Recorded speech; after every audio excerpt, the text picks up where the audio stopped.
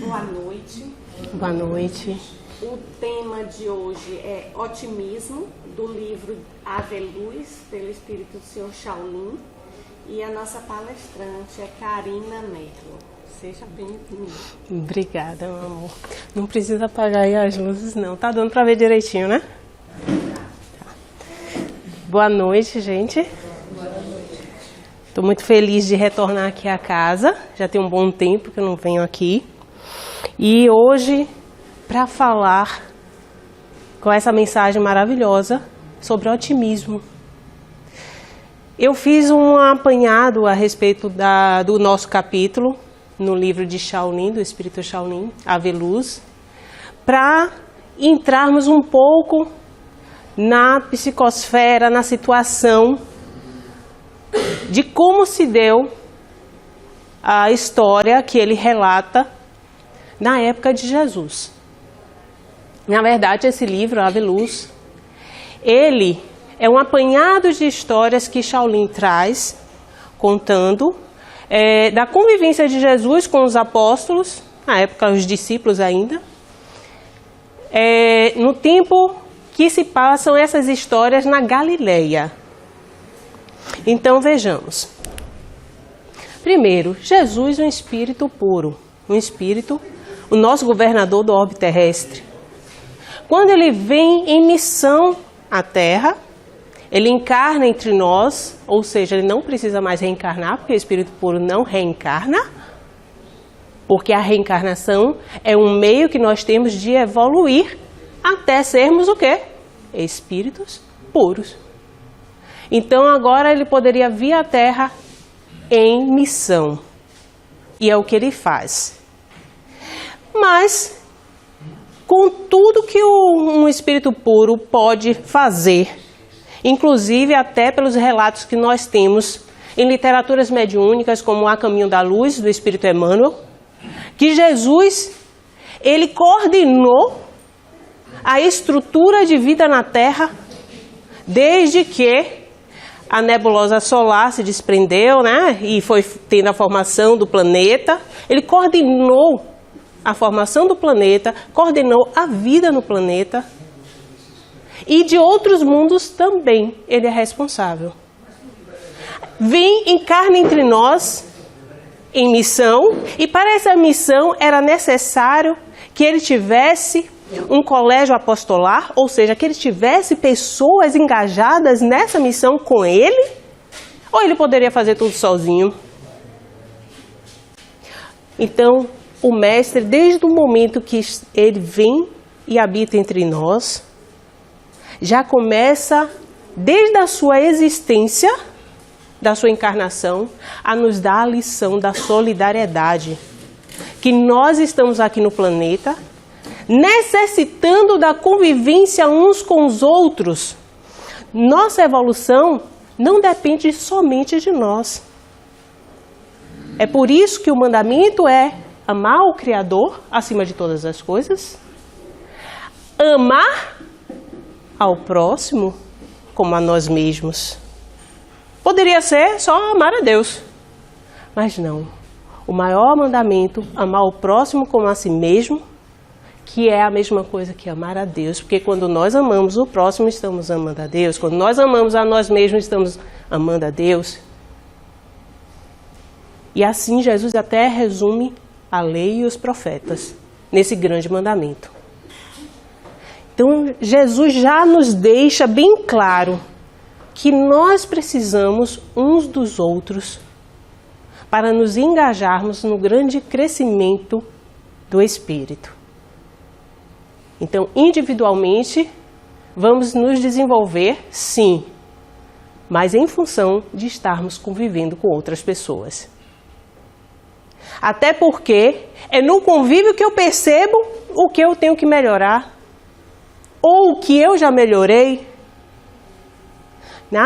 São nos argueiros do olho do outro, né, que a gente enxerga os defeitos do outro, que nós temos que examinar as nossas traves, nos damos conta que a única coisa que nos difere, por enquanto, nesse planeta de provas e expiações, são os nossos defeitos e as nossas virtudes.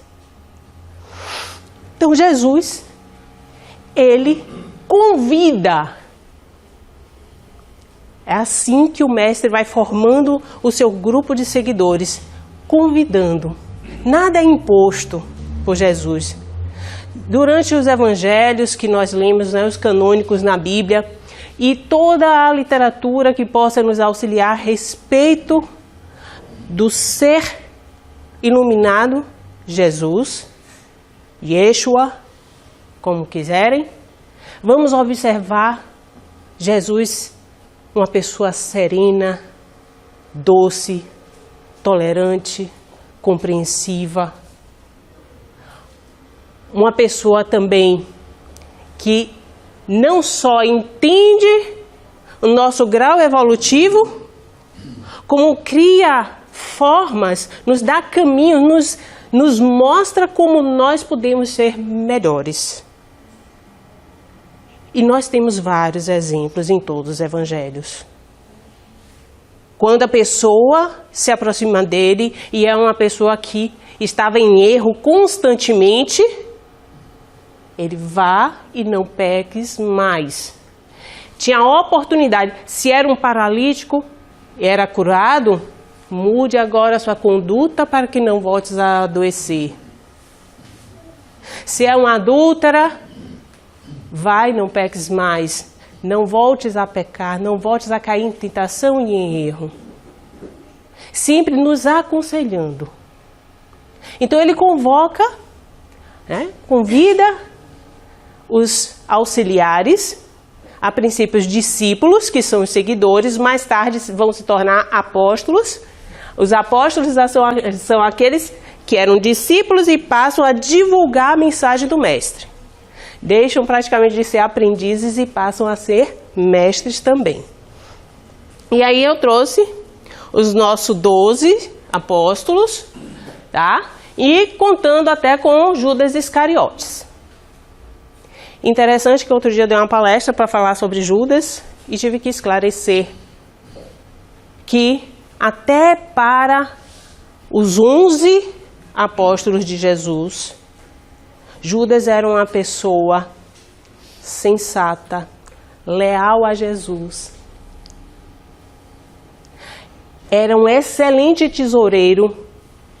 Ora, um indivíduo que nasceu em Cariotes era o único que tinha nascido na Judéia, dos apóstolos, dos seguidores de Jesus, o único que nasceu na Judéia. Então, um legítimo judeu, em Cariotes. Quando ele se muda para Jericó com os pais, filho único, começa a seguir quem? João o Batista. Judas Iscariotes era discípulo de João Batista. E por seguir João Batista, os pais de Judas o renegam. Ele era filho único. Imagine a situação.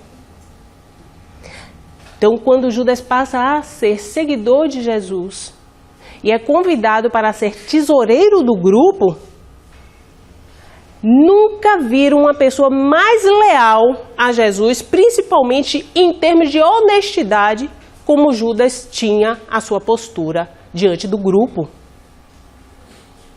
Então, como que nós vamos entender mais tarde Judas entregar o mestre, praticamente como se estivesse vendendo o mestre por 30 moedas de prata?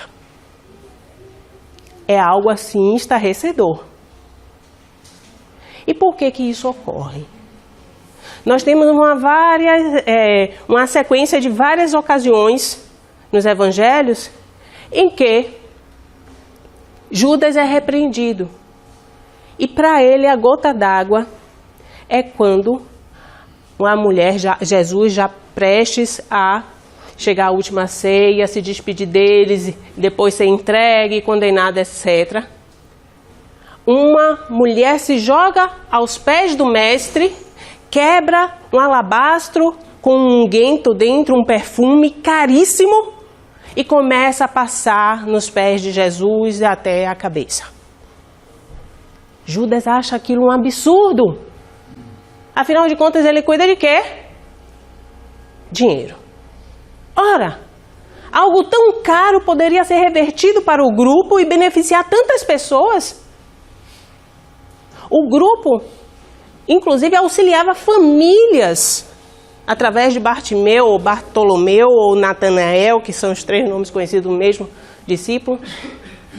Eles precisavam sobreviver, muitas vezes eles sobreviviam de doações das mulheres que acompanhavam o grupo. Então, ele fica indignado nessa cena. E Jesus dá-lhe uma lição de moral. Qual? Ora, nem tudo é o dinheiro. Na verdade, o que aquela mulher estava fazendo era um gesto de preparar Jesus já para a partida. Mas essa repreensão foi na frente de todos os outros discípulos. E isso faz com que o nosso orgulho fique muito ferido. Eu acredito que muitos de nós aqui já estamos nos identificando com a situação. Aquele momento que estamos no trabalho e de repente o nosso chefe nos chama a atenção na frente de um colega. A gente só falta sumir. Quer pedir demissão no dia, na mesma hora, e ir para outro lugar, porque eu não sou, nem deveria estar ali trabalhando, deveria estar num posto de comando muito maior. Porque a gente sempre se acha muito mais especial do que somos. E isso é orgulho. Porque, na verdade, a gente não é melhor que ninguém. Nós somos apenas diferentes. Diferentes. Judas era um dos mais cultos que tinha no grupo. Aliás, a ideia deturpada que nós temos dos seguidores de Jesus é uma coisa assim que estarrecedora. Todo mundo diz que eram homens pescadores, ignorantes, simples. Tirando Judas Tadeu e Tiago menor, que supõe-se até que seriam irmãos, filhos de Alfeu, e ainda tem uma suspeita que sejam irmãos até de Levi, que também na Bíblia está como filho de Alfeu, mas alguns historiadores dizem que são alfeus diferentes, então pode ser que não exista o parentesco. Isso tudo ainda são muitas especulações. Tirando eles dois, todos os outros discípulos de Jesus, esses daqui, já tinham estudado em sinagogas, eram letrados, então sabiam ler, escrever, tinham acesso às escrituras. Não como o sistema rabínico, mas tinham.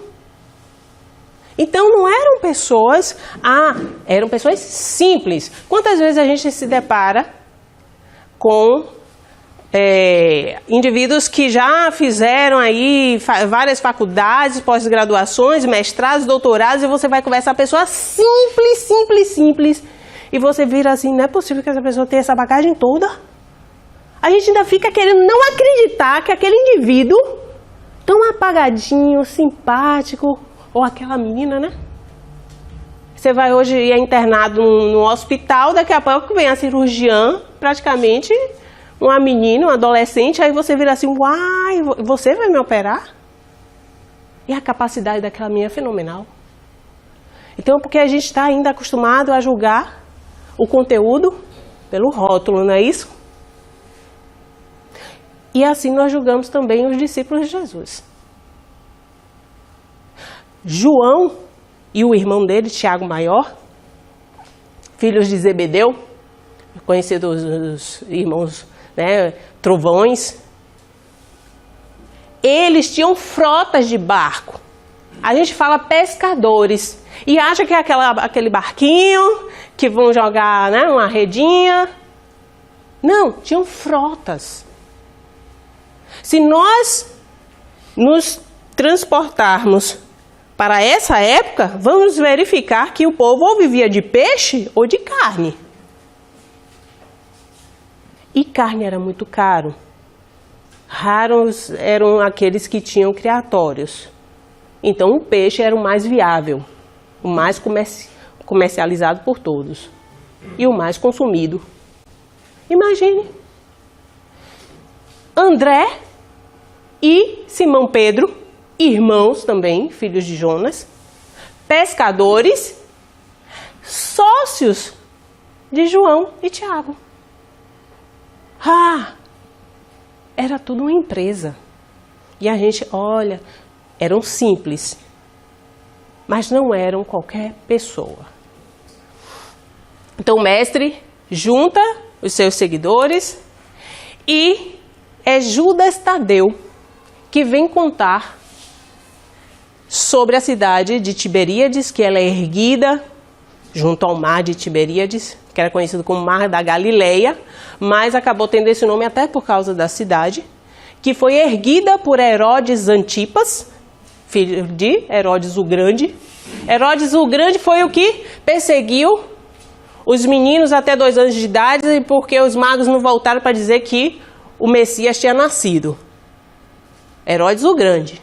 Quando Herodes o Grande morre, José, Maria e Jesus saem do Egito, porque estavam em fuga, né? Voltam para Israel, ficam sabendo que um filho de Herodes o Grande tinha herdado o trono, e aí vão para a Galileia. Mas tinha também outro Herodes lá na Galileia, porque eram 3 filhos de Herodes. O que estava na Judeia, onde eles queriam voltar para Belém, na verdade, não iam voltar porque estava o Herodes Arquelau. O nome já diz, muito mal. E aí vão para a Galileia, retornam e ficam em Nazaré. Lá nós temos Herodes Antipas, que vai fazer parte do julgamento de Jesus. Pilatos vai enviar Jesus para Herodes Antipas. Esse Herodes Antipas manda erguer essa cidade, Tiberíades, em homenagem a Tibério César, que na época era um imperador romano. E essa história se dá da seguinte forma. Nos arredores de Tiberíades estava Judas Tadeu, não é o Iscariotes, não é o traidor, Judas Tadeu, andando e pensativo. Ele começou a se dar conta, a pensar em pessoas que sempre estavam alegres, positivas, otimistas em todas as suas atividades. E ele sentia dificuldade em ter esse otimismo com ele. O conflito maior que ele tinha é como exercer as atividades de cunho material em detrimento das atividades de cunho espiritual. Alguém se identifica? Eu me identifico com Judas Tadeu. Quando entrei para o Espiritismo, foi isso que eu passei também. Eu ficava assim, meu Deus, agora eu quero me conduzir de uma forma, mas o mundo pede que eu me conduza de outra. Até que um dia eu me dei conta que ou eu vencia no mundo, que é como a gente sai, né, de manhã para a nossa batalha do dia a dia, vencer as nossas batalhas, o nosso emprego, as nossas dificuldades, a nossa família. Todo dia é uma batalha. Então, ou a gente quer vencer na vida, inclusive ter sucesso, aí a gente acha que vai virar um grande empreendedor, vai ficar rico, de preferência, né? Com fé em Jesus, amém. Glória ao Senhor, porque ficar rico não é ruim, não. Ruim é a gente ficar rico e não saber se conduzir com a riqueza. Isso que é ruim. Porque a riqueza é uma bênção, quando a gente sabe conduzi-la. Então, eu me dei conta que vencer no mundo é diferente de vencer o mundo. E é esse o convite que o Evangelho nos faz constantemente. A nossa mudança de conduta em relação a nós mesmos, em relação ao nosso próximo, para que nós consigamos vencer o mundo e não vencer no mundo. E aí, diante dessa dificuldade, Judas Tadeu, pensando, para outras pessoas é tão fácil, o que eu posso fazer para conseguir ter otimismo em minha vida? Aí ele resolve voltar para Tiberíades. Quando ele está voltando para a cidade, caminhando ainda, né? Imerso nos pensamentos, ele vê uma senhora em frente a um casarão. Cadê a mulher? Um casarão.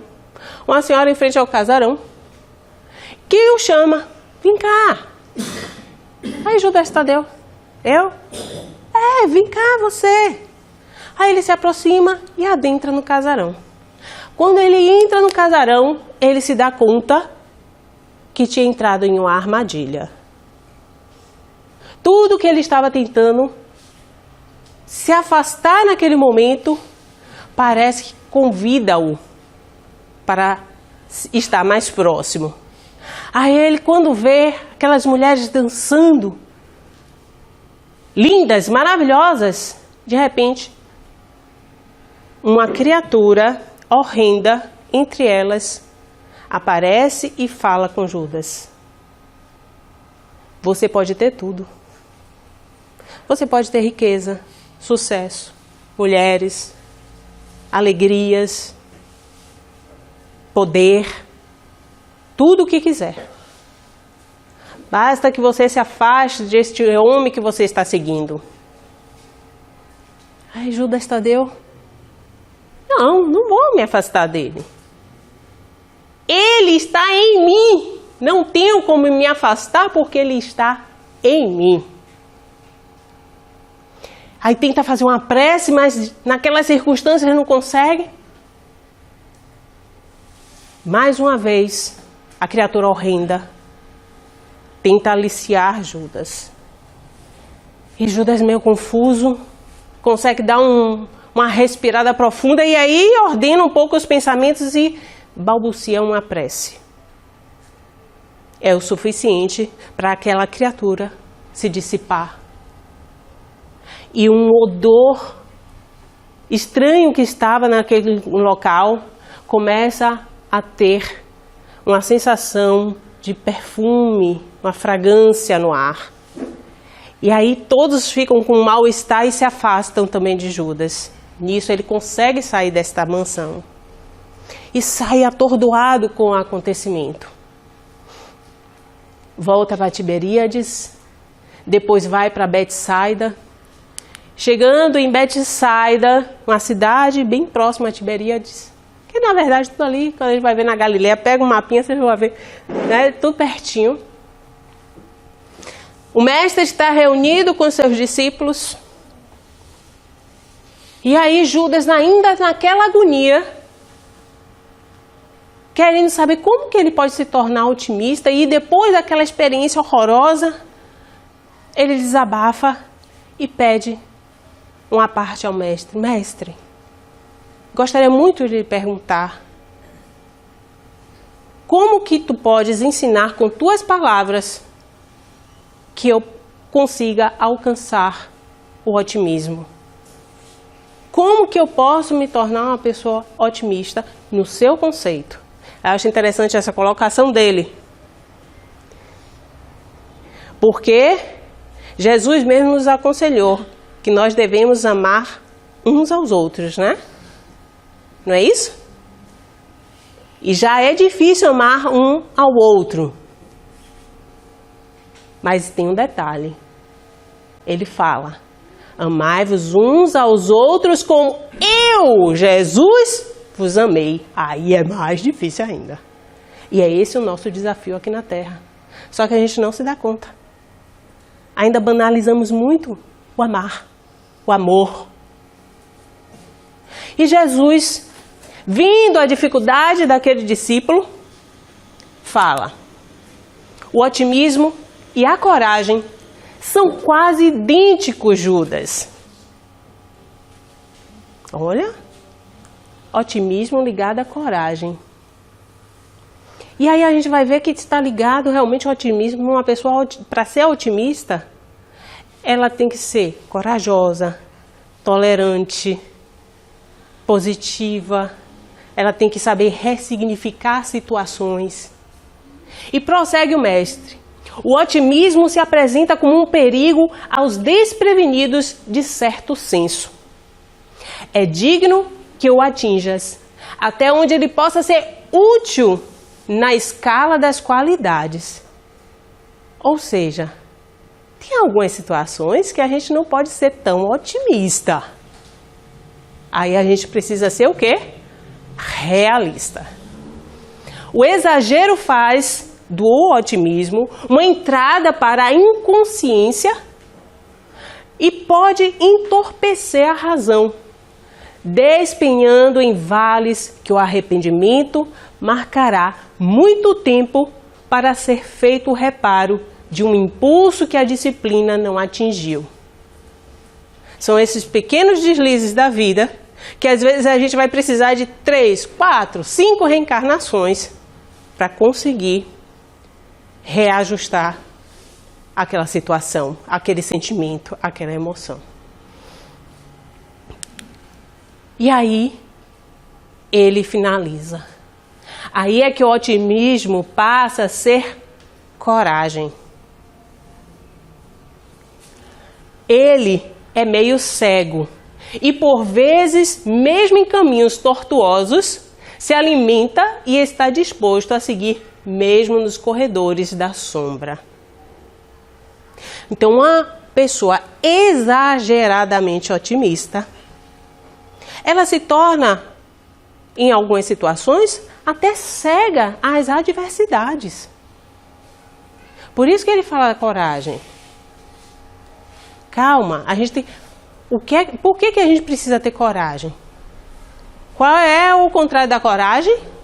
É o medo, né? O temor. Eu tenho coragem para atravessar uma rua que está movimentada, cheia de carros, não tem uma faixa e eu preciso atravessar. Eu, com minha coragem, atravesso. Mas para eu conseguir chegar do outro lado, além de coragem, eu tenho que ser prudente. Eu não vou sempre, sou corajosa, vou atravessar, morreu, desencarnou. Não é assim? Não. Então, temos que casar algumas virtudes para a gente se conduzir aqui na Terra. E o mestre finda com essa frase: o otimismo é a coragem educada, prudente. E a coragem é o otimismo em preparo. Então, eu não devo me acovardar em determinadas situações, mas devo ser prudente. E o que é que faz com que nós nos acovardemos? O medo. O otimista proclama que nós vivemos no melhor de todos os mundos possíveis. Para o otimista tudo está muito bom, está maravilhoso. Melhor impossível. Aí ele vê uma coisa negativa e vira assim, não, mas ele sabe enxergar algo positivo naquilo que está ocorrendo. E o pessimista teme que seja verdade, que tudo seja maravilhoso. Então a gente tem que encontrar o equilíbrio. Saber ser otimista diante também das nossas ponderações no dia a dia das situações. E por que nós temos medo, gente? O medo é um sentimento de grande inquietação quando estamos diante de um perigo real, um perigo imaginário ou uma ameaça. Então eu posso ter medo de qualquer coisa. De um perigo real, um perigo imaginário, ou seja, dos meus próprios pensamentos, eu vou criando situações que não existem e vou me bloqueando. Nosso maior inimigo somos nós mesmos. Aí a gente se depara em momentos em nossa vida que a gente faz uma análise e se dá conta que estamos nos auto-sabotando. Culpando o companheiro, a companheira, culpando a sogra, coitada, sempre é culpada de quase tudo. Culpando sempre alguém. Mas, na verdade, somos nós que estamos nos sabotando constantemente. E o medo é algo que provém do instinto do ser. Se nós nos primórdios não tivéssemos medo, nós não estaríamos aqui. Só os medrosos estão aqui até hoje. Por quê? É o instinto de conservação do ser, da espécie. Então, com o tempo nós vamos evoluindo mais o espírito e nos desapegando da matéria. O espírito ele vai se sutilizando e cada vez menos deve estar apegado à matéria. No dia a dia eu falo o desapego aqui e agora. É saber que na hora que um ente amado desencarna, eu não posso ficar sofrendo horrores porque ele desencarnou. Não, eu posso ter saudade. Como se ele tivesse viajado para outro país, que é a comparação que Kardec até traz na Gênese. Mas não posso ficar sofrendo com a ausência daquele ente querido, fazendo-o sofrer no mundo espiritual, porque agora eu sei que ele sofre. Quanto mais temos acesso à informação, mais responsáveis somos por aquilo que sabemos. Então, é, portanto, o medo um sintoma proveniente da insegurança em face de certas situações da vida. E alguns psicólogos já trazem o desamparo aprendido. Foram feitos testes em universidades com pessoas que um grande grupo de pessoas, 1.000 e tantas pessoas, elas eram orientadas a apertar um mecanismo e um barulho cessava. Outro grupo também teve essa mesma orientação, só que quando eles apertavam, o barulho continuava. Não adiantava nada, podia apertar o que fosse. Quando trocaram os grupos dos locais, ou seja, o grupo que apertava não adiantava nada, e mandava apertar, o grupo que apertava não adiantava nada, e já estava no local que apertando resolvia, não apertava, porque achava que não resolvia. Então, esses registros das situações que nós já passamos, que foram insucessos em nossas experiências pretéritas, estão aqui nos nossos arcanos. Então, diante de situações novas, que são novas oportunidades para crescermos, para vencermos, não, já me dei muito mal. Não, isso vai dar errado. A gente vê isso até nas situações de relacionamentos amorosos. Para a pessoa, depois de que sai de um relacionamento que não deu certo, ela começar um outro relacionamento, realmente acreditando que vai dar certo, é difícil. Ela vai, com todos os pés atrás, desconfiada, cheia de inseguranças, até realmente construir uma segurança e se acomodar. Por quê? Desamparo aprendido. Então, não se deixe abater por si mesmo. Não se boicote. Faz parte do autoconhecimento. Essa percepção. Diante de uma situação, eu fico, meu Deus, não vou fazer, não vai dar certo, não vai... Calma! Eu nunca nem fiz isso, vai ser a primeira vez, só vou saber que não vai dar certo se eu fizer. E tem mais, se eu for pensando que não vai dar certo, a grande chance é de não dar certo. Por que que eu estou pensando isso? Porque eu estou criando esses obstáculos.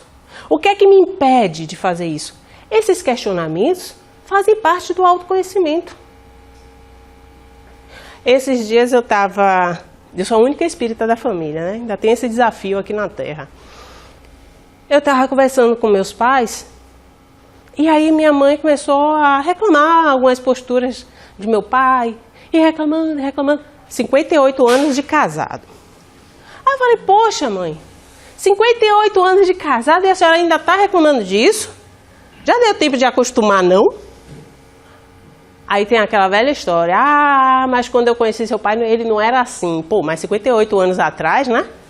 Já dava pra gente ter se adaptado às mudanças. Aí eu falei pra ela, olha mãe, Com o tempo, que agora eu já estou conseguindo implantar o evangelho no lar com eles, né? Com o tempo a senhora vai compreender que na vida, diante das situações, diante das pessoas, a gente só tem duas posturas a tomar. Ou reclamar, ou agradecer.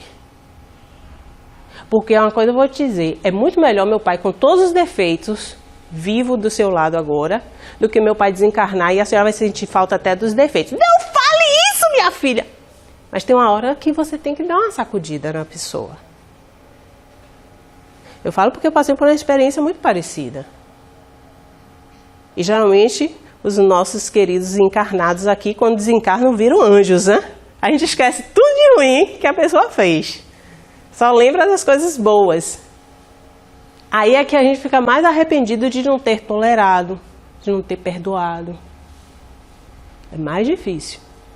Então, diante de situações, quando eu for reclamar, peraí, o que é que eu posso agradecer nisso? Ah, fiquei desempregado. Calma. É uma tragédia? É. Mas o que é que a vida está querendo me ensinar com essa experiência? Será que está na hora de eu empreender alguma coisa com algum talento que eu tenho e deixar adormecido? O que é que eu tenho que desenvolver nesse momento, diante dessa experiência? Quando o medo tentar tomar conta de nós, pensa que nós estamos aqui encarnados na Terra para triunfar. Lá na questão 920 de O Livro dos Espíritos, Kardec pergunta aos espíritos se a felicidade é possível aqui na Terra. E eles dizem, é possível dentro do grau evolutivo que vocês estão. Porque um planeta de prova e expiações não é um planeta para você estar aqui feliz.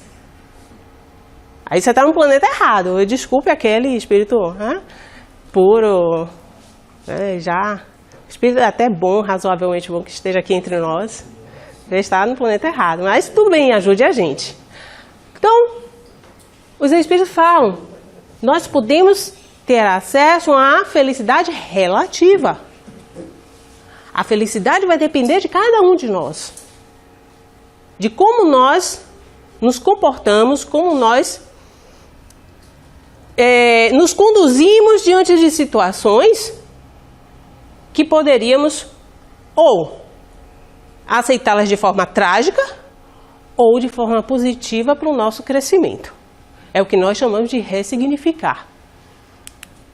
Então o triunfo, no entanto, não está nos aplausos ou nas luzes da ribalta, nem nos sucessos mundanos que cegam o coração e a mente.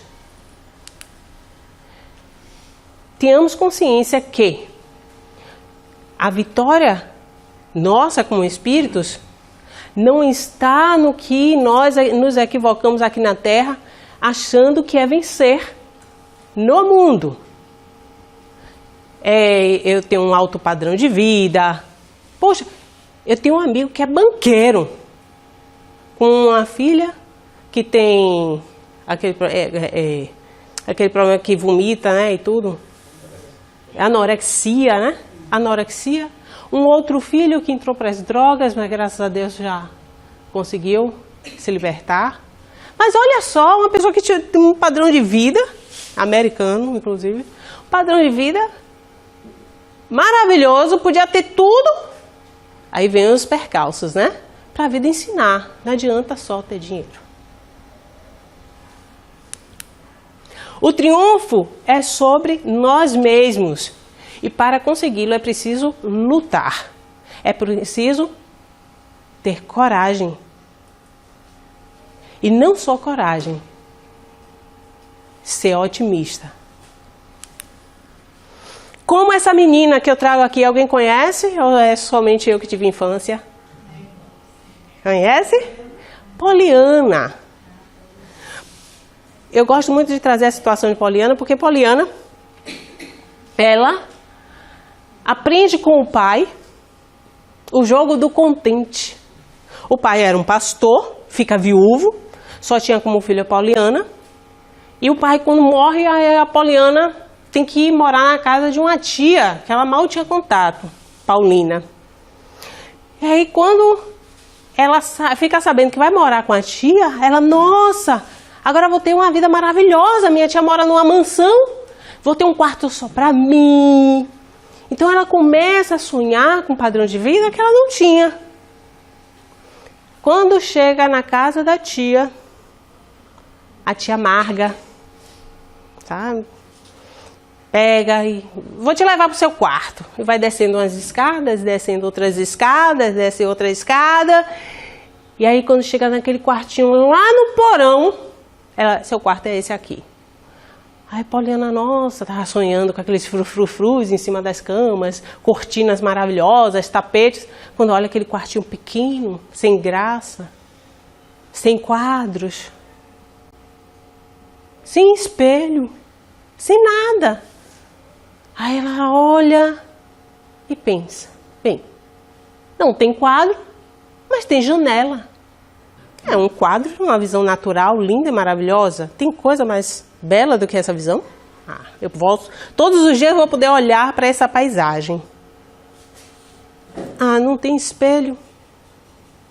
Mas que bom, eu não vou ter que ficar olhando para minhas sardas todos os dias. Então ela ia pegando determinadas situações e verificando o que aquilo poderia trazer de positivo para ela. Para ela não sofrer com a falta, que é isso que acontece conosco. Diante das decepções. A gente se decepciona e fica no ressentimento. Ressentindo aquela mesma emoção ruim da decepção. E fica na inconformação. Isso vai te levar aonde? Muitas vezes ao adoecimento. Então, o otimismo foi um mecanismo de sobrevivência para Poliana. Ela traz essa experiência no livro como um mecanismo de sobrevivência. E já no finalzinho do livro, vou dar um spoiler aqui final, a autora Eleanor já mostra que também não é para ser tão otimista. Tem situações que necessitamos ser realistas.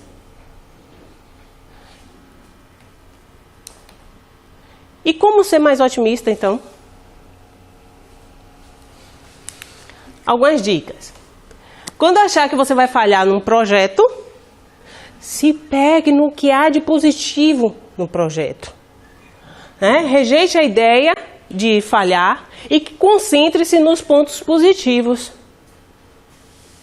A mesma coisa no relacionamento com uma pessoa. Quantas vezes a gente vê o argueiro no outro, vê os defeitos do outro, e os defeitos que você tem que o outro não está reclamando, que o outro não está jogando na sua cara, por que você... Aí a gente tem que trabalhar a nossa indulgência com as imperfeições alheias. Outra dica, seja qual for o serviço, concentre-se no que acha ser gratificante. Estou fazendo uma atividade no campo profissional. Tem dias que a gente levanta para ir para o trabalho e vira assim, meu Deus do céu, de novo. Ideal que fossem as férias, né? Se pudesse a gente tirar férias todos os meses. Mas não, calma, o que é que tem de bom no meu trabalho? Eu costumo dizer aos meus colegas que quando eu tiro férias eu sinto falta do meu trabalho, e sinto mesmo. Porque eu já me peguei as coisas positivas. As negativas eu deixo lá, inclusive, nem levo para casa. Lide com as situações que podem ser controladas e tente aceitar as que não podem. Parece aquela oração do AA, né? Que o pessoal atribui a São Francisco. A gente não controla tudo, não. Ao contrário, a gente não controla nada. Uma vez eu estava falando para um grupo de pais que tinha perdido os seus filhos. Eu fui falar, gente, não adianta, a gente não pode se culpar, porque a gente não controla. Por mais prudente que sejamos, se for a hora de uma pessoa desencarnar, ela vai desencarnar. Você não tem como controlar essa situação. Com todos os cuidados que você tenha, isso vai acontecer. Então, Mas o que eu posso me conduzir? Que eu posso ter um controle relativo? O que é que eu posso fazer? Aí eu vou examinar. Está ao meu alcance fazer isso? Então faço. E, por fim, todos os dias anote pelo menos 3 coisas boas que lhe aconteceram. Isso é um grande exercício para trabalharmos também a gratidão. Então, antes de dormir, se possível, faça aquela reflexão de Santo Agostinho, da questão 1019, de O Livro dos Espíritos. E depois que você fizer a reflexão, você anote pelo menos 3 coisas boas que aconteceram no dia. Não precisam ser coisas super não. Detalhes. Uma pessoa que há muito tempo não falava, mandou uma mensagem. Meu marido lembrou de comprar não sei o que no supermercado que eu precisava tanto, nem pedi. Hoje vai passar um filme bom, né? Ou passou um filme bom a assistir. Alguma coisa que tenha lhe tocado, tenha te preenchido. E quando você for ver depois, nesse apanhado de anotações, quantos detalhezinhos na vida te alegraram o coração todos os dias? A gente não consegue lembrar o que a gente fez anteontem. A gente não consegue lembrar o que a gente fez semana passada. Muito menos no início do mês. Aí vai. Com essas pequenas anotações, a gente pelo menos tem um apanhado de felicidade das coisas que nos preenchem no dia a dia. Porque tribulações sempre irão existir enquanto estivermos ainda reencarnando na Terra. Lembremos que são várias as situações no Evangelho. Não só desde a morte de Jesus, mas aí mesmo eu trago essa situação do barco, né? Que vem uma tempestade, uma ventania, e os discípulos ficam loucos. Mestre, Jesus lá dormindo, na boa, de boa, como diz, né? De boa. Mestre, vamos perecer, vamos afundar. Homens de pouca fé, cala-te. E o mar ficou calmo. Nossa, que homem é esse que até os ventos obedecem? E Jesus chama atenção, homens de pouca fé. Porque diante das tribulações, as vicissitudes da vida, são convites de Deus para que nós tenhamos mais fé.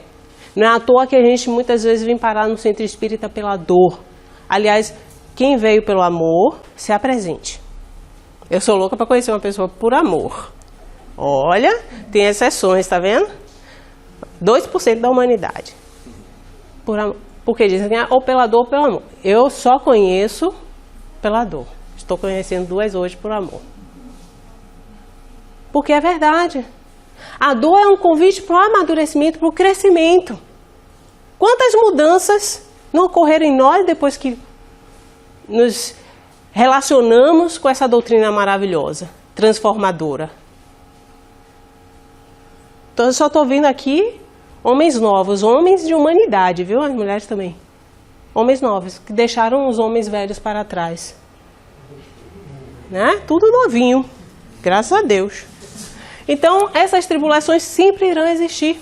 É o Evangelho de Jesus que nos traz lições de otimismo vivo. O fator psicológico capaz de renovar nossos padrões de comportamento, impedindo que o medo, a depressão e a angústia se instalem. Jesus conhecia os defeitos de todos os seus discípulos, não mudou nenhum. Não falou, olha, você é assim, mude sua conduta. Não. Ele aceitava e falava, no momento certo, essa pessoa vai amadurecer e não vai ser mais assim. Respeitava o momento de cada semente. Se hoje uma porta se fecha, amanhã outra se abrirá. Assim, se hoje perdemos o emprego ou o amigo que não nos reconhece mais, amanhã outras oportunidades surgirão, outros amigos estarão presentes. E o dínamo gerador deste otimismo é a fé. Gente, eu sei que muitos de nós ainda trazemos vínculos da infância, mas olha a quantidade de amigos que a gente tinha na infância que a gente não vê mais hoje. Então, nós temos as companhias também de acordo com as fases da vida. Temos as companhias de acordo com nossa reencarnação. Quando a gente reencarnar, a gente não vai ter exatamente as mesmas pessoas como vínculos conosco de convivência, não. Muita gente vai mudar. Vai ser de acordo com o que precisamos. Aí são palavras de Joana de Ângeles. E Jesus nos chama a atenção no seu sermão do cenáculo, que é o sermão que ele profere lá em João, do capítulo 15 ao 17 do Evangelho de João. Nós temos esse sermão que é Jesus preparando os discípulos para a morte dele. É riquíssimo, é um dos sermões mais lindos que eu conheço. Porque a gente ouve falar tanto de Sermão do Monte, né? O sermão do cenáculo é fantástico.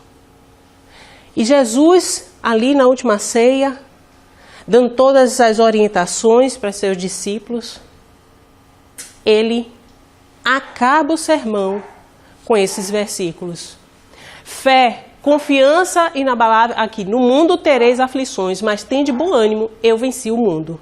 Eu venci o mundo, eu não venci no mundo, como a gente quer. Fé, confiança inabalável em Deus. Jesus e seus mensageiros sublimes, lembrando-nos das vigorosas palavras do Mestre, constantemente em nossas vidas. Como que Jesus está, no momento, dizendo para seus discípulos que ele vai ser traído, inclusive aí no momento que ele fala, inclusive para Judas, né? Vai e faça logo o que você tem que fazer. Vai ser entregue, vai ser condenado, chicoteado, crucificado, injustiçado, inclusive, né?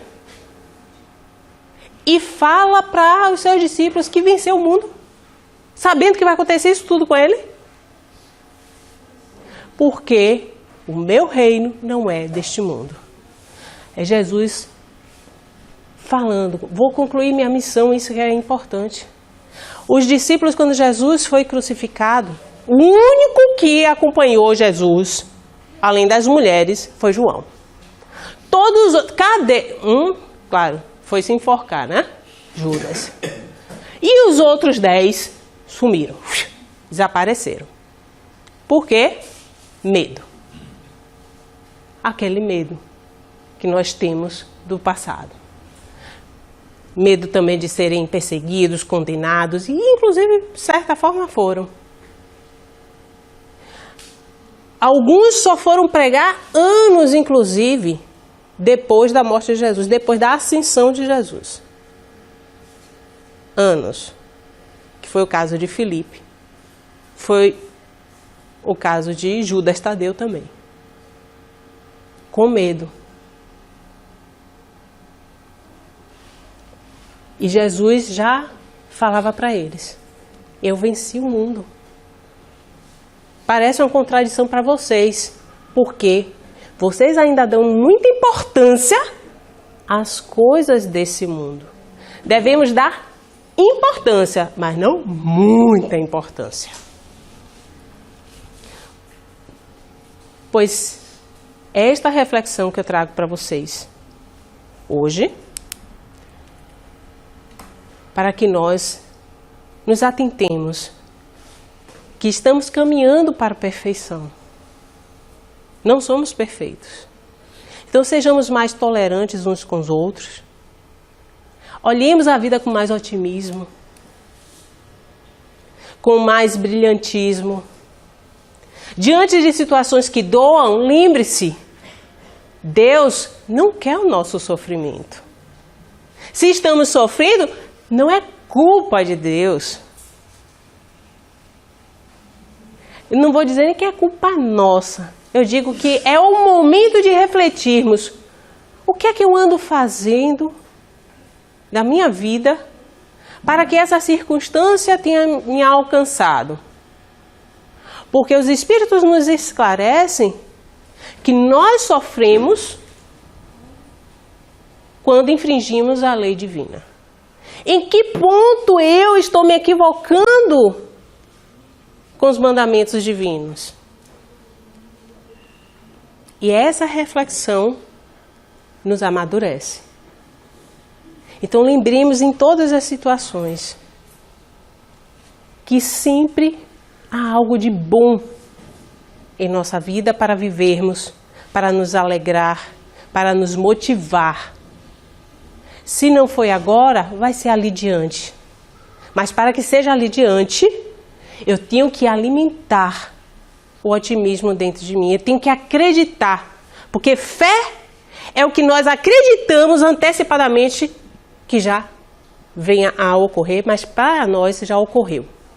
A fé, ela é concreta. Então, eu não fico pensando que isso um dia vai acontecer. Eu tenho que dizer, já ocorreu. Isso é fé. O resto é desejo.